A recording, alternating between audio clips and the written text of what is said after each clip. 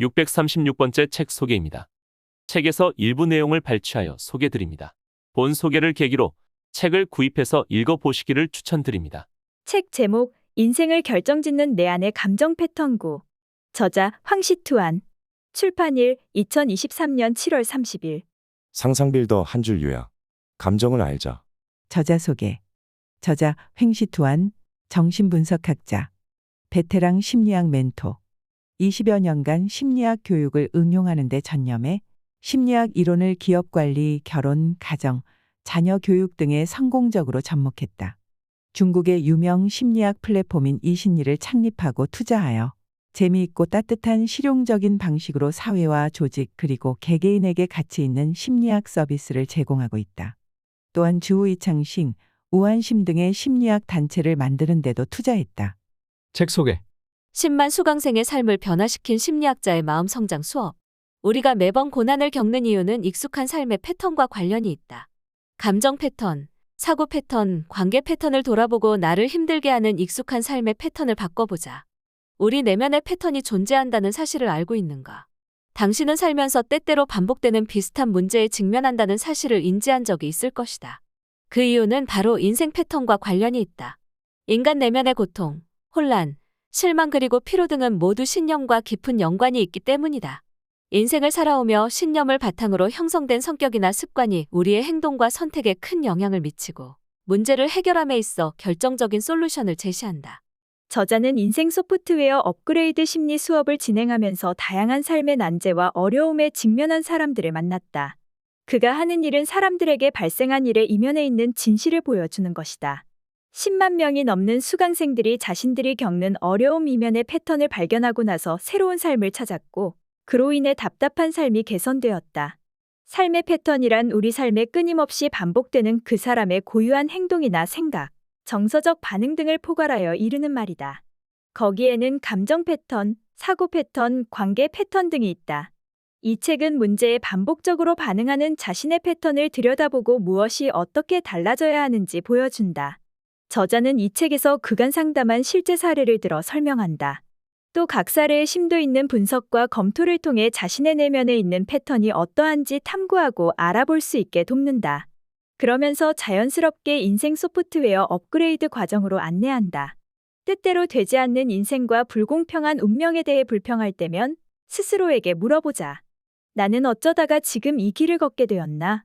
내 안에 어떤 패턴 때문에 세상이 나를 힘들게 하는가? 이 책에서 각자가 원하는 답을 찾을 수 있을 것이다. 나아가 나답게 행복한 인생을 살아갈 힘을 얻을 수 있을 것이다.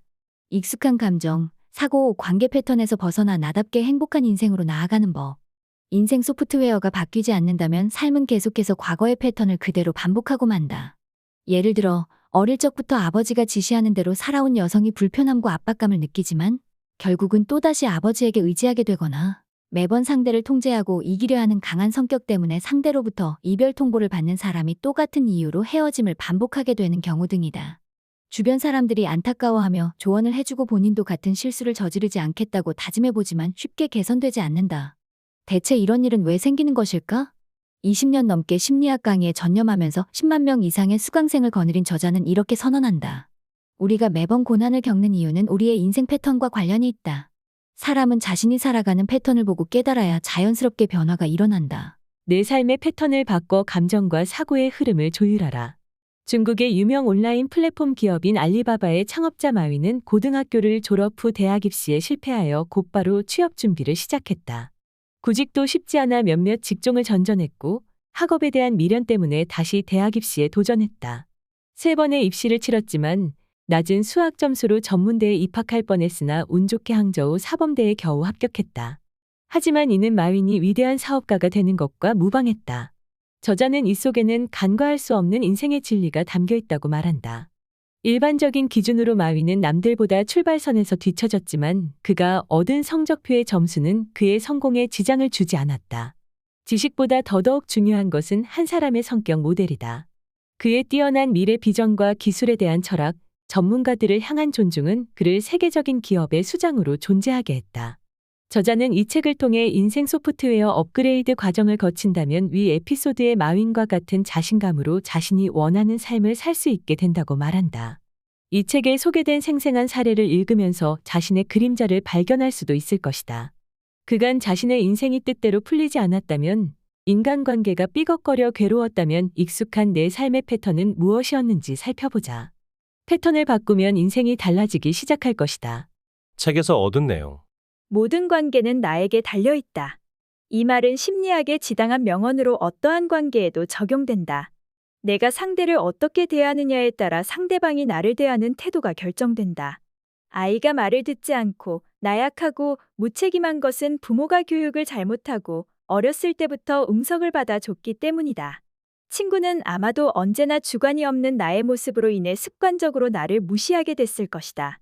동료가 나를 존중하지 않고 호구로 여기는 것은 소심해서 이도 저도 못하는 모습이 상대에게 이용하기 쉽다는 인상을 주었기 때문일 수 있다. 간단히 말해 우리는 무의식적으로 다른 사람들에게 자신을 어떻게 대하면 되는지 가르쳐주는 셈이다. 누군가는 상대에게 자신을 존중하라고 가르치고 누군가는 자신을 어떻게 사랑하면 되는지 알려준다. 하지만 누군가는 자신에게 상처 주는 방법을 가르친다. 어려운 상황 앞에서 불평하는 것은 전혀 도움이 되지 않는다. 그것과 맞서는 것도 오히려 깊은 수렁에 빠지게 만든다. 그럼 어떻게 해야 할까? 우리는 왜 반복해서 공경에 빠지는 걸까? 그건 바로 익숙한 삶의 패턴과 연관이 있다. 삶의 패턴이란 소위 말하는 성격 또는 습관으로 그 뒤에는 한 사람의 신념이 깔려 있다. 신념은 사람의 행동을 결정하고 행동은 결과로 이어진다. 오늘 마주한 고통은 과거의 행동이 가져온 결과이며 우리가 가진 신념에 의해 결정된 것이다. 내면의 번뇌, 혼란, 실망 그리고 피로 등은 모두 신념과 관련이 있다. 나는 사람의 운명을 결정짓는 신념을 인생 소프트웨어라고 부른다. 만약 이 소프트웨어가 바뀌지 않는다면 삶은 계속해서 과거의 패턴을 그대로 반복할 것이다. 고통에는 3가지 종류가 있다. 1. 신체적 고통. 이런 고통은 일반적으로 질병으로 인해 발생하는 것으로 의사를 찾아가 해결하면 된다. 2. 심리적 고통. 마음의 고통은 일종의 주관적인 느낌으로 스스로 자신이 매우 고통스럽다고 느끼는 것이다. 이런 고통은 일 자체와는 무관하며 이를 대하는 관점과 관련이 있다. 3. 영적 차원의 고통. 독일의 철학자 쇼펜하우어는 삶은 욕망이라고 했다. 욕망이 충족되지 않으면 고통스럽고 충족되면 지루해한다. 인생을 고통과 권태 사이를 끊임없이 오가는 시계추라고 했다. 심리적 고통은 보통 3가지 바이러스적 신념인 무력감, 절망, 무가치함에서 비롯된다. 1. 무력감, 비교에서 생기는 고통이다. 무엇을 가지고 있고 얼마를 가지고 있든지 간에 자신보다 더 많이 갖고 더 잘 사는 누군가는 언제나 있다.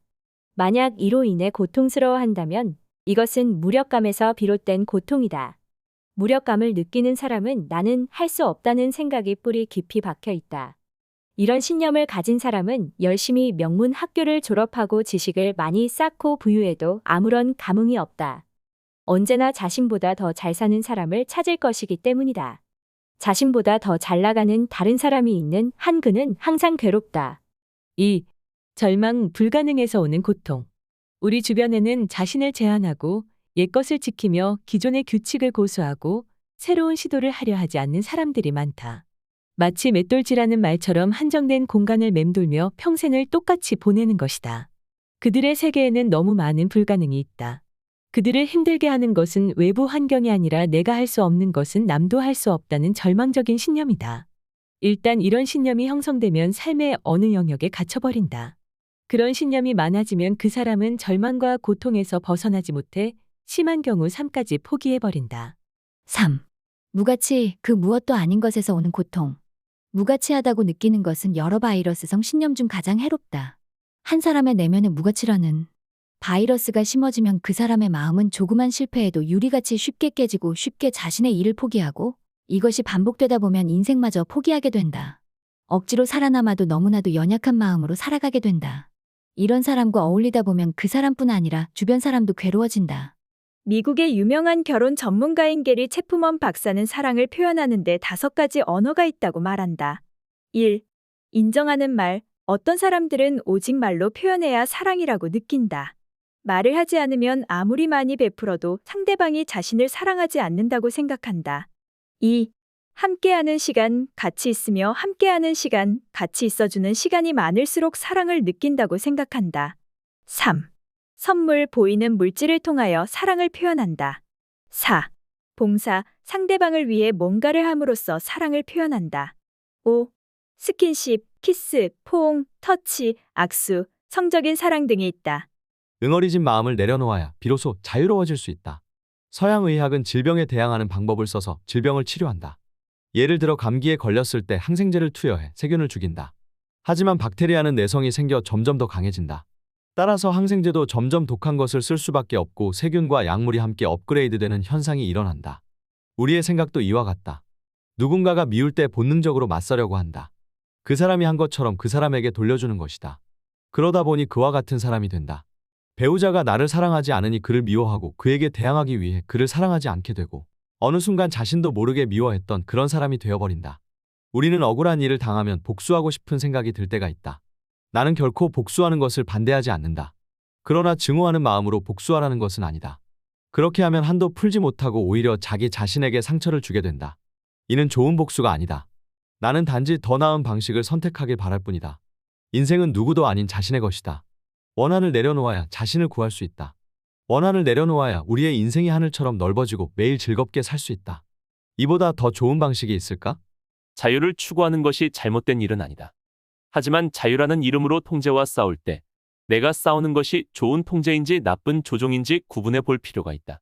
자유를 위해 우리의 삶의 질을 보장해주는 제도를 무시한다면 그것은 성장하면서 몸에 밴 습관이거나 스트레스를 피하기 위한 것일지도 모른다. 감정은 몸이 외부 세계를 대하는 자연스러운 반응으로 잠재의식이 우리에게 주는 신호다. 이 신호를 받았는데도 억지로 억누르면 우리 몸은 상처를 입는다. 그렇다고 해서 감정을 마음껏 발산하고 발전시키면 다른 사람에게 상처를 줄 수 있다. 그래서 감정을 올바르게 다루는 방법은 관리하는 것이 아니라 그것을 보고 받아들이는 것이다. 무가치하다고 느끼는 것은 여러 바이러스성 신념 중 가장 해롭다. 한 사람의 내면에 무가치라는 바이러스가 심어지면 그 사람의 마음은 조그만 실패에도 유리같이 쉽게 깨지고 쉽게 자신의 일을 포기하고 이것이 반복되다 보면 인생마저 포기하게 된다. 억지로 살아남아도 너무나도 연약한 마음으로 살아가게 된다. 분노에 지배당하거나 통제당하면 그 정서는 공격적으로 변한다. 자신을 지키기 위해서 우리는 자연스럽게 칼날을 타인에게 겨누게 된다. 분노가 공격성을 띨 때 우리는 스스로 잘못한 쪽이 되고 이전에 내가 미워했던 그 사람이 되고 만다. 분노는 양날의 검과 같아서 우리를 도울 수도 해칠 수도 있다.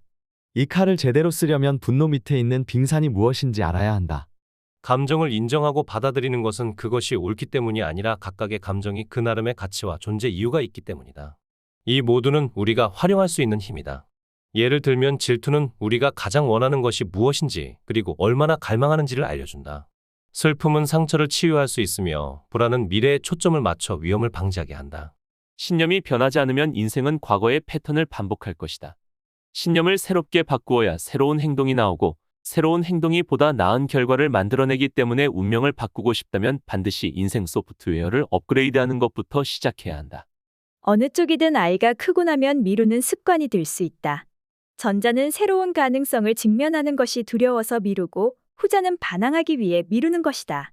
위의 두 유형의 아이 모두 부모의 교육 방식으로 인한 자아 박탈감으로 어릴 때부터 자기 가치가 매우 낮다는 공통점이 있다.